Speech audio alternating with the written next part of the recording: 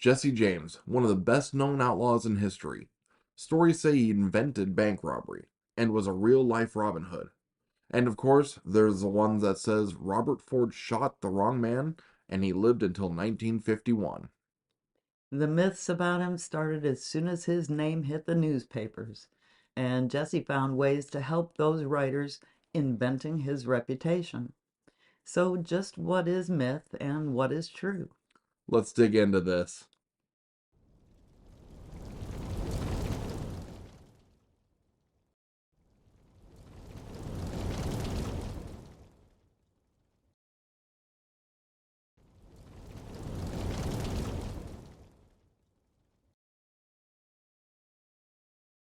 The story goes like this.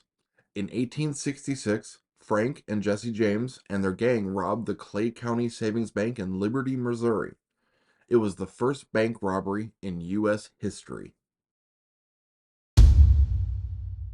On February 13th, 1866, the Liberty, Missouri Bank was robbed, and it was the first daytime armed bank robbery in the United States. But Jesse wasn't there. His brother Frank may have been in on the holdup, along with as many as a dozen other men. He was even identified as one of the men who had bought the feed sacks used to carry the loot, although the man identifying him would later claim he didn't actually know who the men were at all. In fact, it may have been impossible for Jesse to be at the bank that day.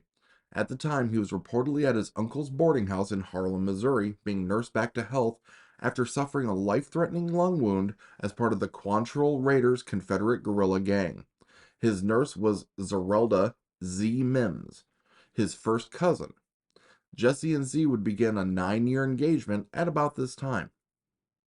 The James Younger gang are credited with somewhere between 20 and 30 robberies, depending on the source, including 12 banks, 5 trains, 5 stagecoaches, and the ticket office of the second annual Kansas City Exposition, while thousands of people reportedly watched. Reports vary on the amount the gang stole over the years, too, ranging from a believable 200,000, which would be somewhere around 7.25 million today, to 750,000, which would be about 27.5 million in today's money. The story goes like this. Jesse and the whole James Younger gang stole from the rich and were generous with their loot, often sharing it with those less fortunate. The truth of the matter is, like many Wild West outlaws from this period, Jesse's reputation was carefully crafted to sell newspapers and dime novels. Kansas City Times newspaperman John Newman Edwards almost single-handedly turned Jesse from just another outlaw to the Southern Robin Hood with a heart of gold. In fact, in 1873, he wrote a 20-page supplement for the paper on how wonderful gang members were. Frank and Jesse's mother Zerelda helped by giving interviews saying her sons were peace-loving men who helped ladies across the street and rescued cats from trees. And of course, they were innocent and persecuted. Jesse loved his reputation and started to dress and act the part early on. The gang would leave press releases at the scene of some of their crimes. Sometimes the whole crime was already described in detail, and surprisingly, quite accurately. Often, a bank line was left so the amount the gang got away with could be filled in. Almost every bank, train, or stagecoach robbery would be blamed on the James Younger gang immediately. And almost every time this happened, a letter would show up at the newspaper offices, reportedly written by Jesse, claiming the gang was innocent. With each letter, the sympathy for the gang seemed to increase. But the Robin Hood analogy was flawed from the start. The James Younger gang killed at least 17 men, and the one thing the gang never did was share their loot. The story goes like this. Jesse's mother, Zerelda, was killed when federal agents, looking for her sons, threw a bomb into the family home in Kearney, Missouri. Frank and Jesse James were wanted, dead or alive, and a $5,000 reward was at stake. The Pinkerton Detective Agency was trying everything to capture the James brothers and collect that reward. Alan Pinkerton had an idea. They would raid the James home and smoke the men out, or burn it to the ground if they had to. On the night of January 25th, 1875, the Pinkerton posse showed up at Zerelda James's house. Frank and Jesse had been tipped off and were long gone from the area, and Zerelda had no intention of being anything but trouble to the Pinkertons. After a standoff, an incendiary device was thrown into the house through a window. It exploded and blew part of Zerelda's right arm off. A doctor would have to amputate, reportedly without anesthesia. And her 8-year-old son, Archie Samuels, a half brother to Jesse and Frank James, was killed. Public sympathy for the James family grew.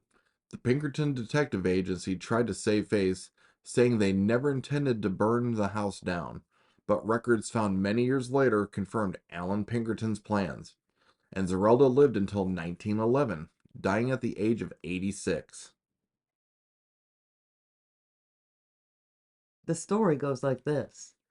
Jesse's mother Zerelda and wife Z became rich after Jesse died from all his treasure and loot. Jesse and Z had 4 children. Jesse Jr., called Tim, born on August 31st, 1875, twins Gould and Montgomery, who were stillborn on February 28th, 1878, and Mary Susan, born June 17th, 1879. When Jesse was murdered on April 3rd, 1882, Mary was just 3 years old, and Jesse Jr. was almost 7. Z and the children were in the kitchen of their rented home when they heard the gunshot. Jesse Jr. ran into the living room where Jesse was lying on the floor with a head wound. Z was right behind him, and she started to scream. She tried to stop the bleeding, but Jesse was already dead. His body was taken by train back to Kearney, Missouri, where hundreds came to see him in his coffin. He was buried on the family farm just outside his mother's bedroom window so she could keep an eye on his grave. She started giving tours of the home and gravesite and would sell souvenirs, including stones from the top of his grave, which she would replenish regularly from her property. As for Z, she put on a black dress and never wore anything else. She rarely left the house and became extremely depressed. There was no treasure. The only things Jesse left were his weapons and a few stolen bits of jewelry. Everything the family had was put on auction soon after Jesse's death to pay creditors. Z and the children were forced to move in with her brother in Kansas City. She refused to profit from her husband and never sold her story to the papers or wrote a book, but she may have sold a few small possessions to make ends meet. Z died on November 13th, 1900, in Kansas City at just 55 years old. She was taken back to Kearney, Missouri, and buried at the Mount Olivet Cemetery, and about 18 months later, Jesse's body was moved to be next to her. They are still there today. The story goes like this. The man killed by Robert Ford was not Jesse James, and it was a setup to let Jesse escape to a new life. Almost as soon as Robert Ford shot Jesse, the stories began to circulate saying it was not really Jesse at all. Believe it or not, at least 26 men claimed to be Jesse James over the years. The best known was J. Frank Dalton, who supposedly died at the age of 103 in 1951. In the 1930s, J. Frank Dalton was claiming he was really the famous Deputy U.S. Marshal Frank Dalton. When evidence proved he couldn't be the Marshal Dalton, he quickly changed his story. He was really Jesse James, and he swore out an affidavit to prove it. In the 1940s, Dalton's story was used to promote the Merrimack Caverns in Missouri.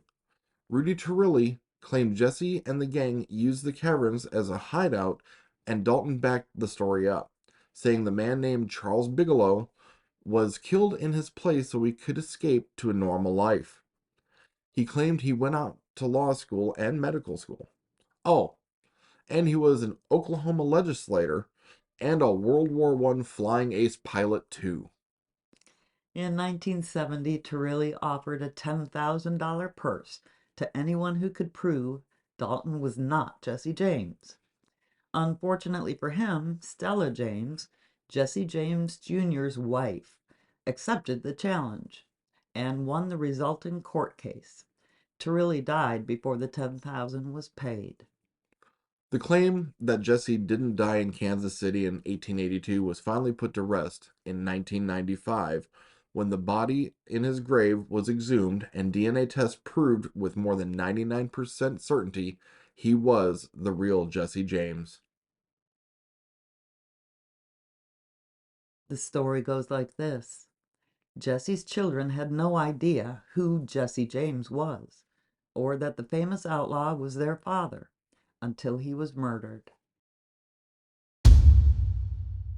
John Davis Howard, his wife, and children Tim and Mary lived in a rented house in Lafayette Street in St. Joseph, Missouri in April of 1882. Except John Davis Howard was really Jesse James, and the children were Jesse Jr. and Mary Susan James. His children would find out the truth when their father was murdered in their living room. Little is known about Mary Susan James's life. She was born in Nashville, and she married Henry Lafayette Barr on March 6, 1901. Census records show they were living in Kearney, Missouri with their sons Lawrence, Forster, and Chester in 1910.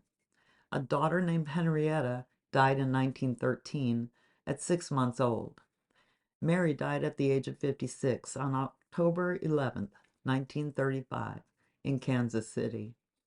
Jesse James Jr. is another story altogether, and much is known of his life. He started working at the age of 11 to support his poor family. As a young man, he opened a cigar and tobacco store in the lobby of the Jackson County Courthouse in Kansas City, Missouri. And he studied law. But his name got him into trouble. In 1898, a train was robbed just outside Kansas City. The authorities thought 23-year-old Jesse James Jr. was following in his father's footsteps and arrested him. He was acquitted thanks to a good lawyer. He would publish a book the following year called Jesse James, My Father, and in 1900 he married Stella McGowan. They would have 4 daughters. Jesse graduated from law school, sold his tobacco business, and opened a law office in 1907. Then, in the 1920s, he moved his family to Los Angeles. He and Stella opened a restaurant called the Jesse James Inn, and he had law practice as well. He took time off from his law career to make 2 silent movies about his father in 1921, The Outlaw and Under the Black Flag. He played his father in both films. Jesse lost everything he had put in to finance the films when they were failures, including his home and personal items. He returned to his law practice, but soon had a nervous breakdown. He would never fully recover and was committed to the Norwalk State Hospital. He died in 1951 at the age of 75 and is buried at Forest Lawn Memorial Park. Thanks for watching. Don't forget to subscribe to our channel for more. Hey, here's another DragonDen video you might like. And if you like this video, don't forget to hit that thumbs up button. And you can hit the notification bell if you'd like to know when our videos come out. Thanks for watching. We'll see you on the next one.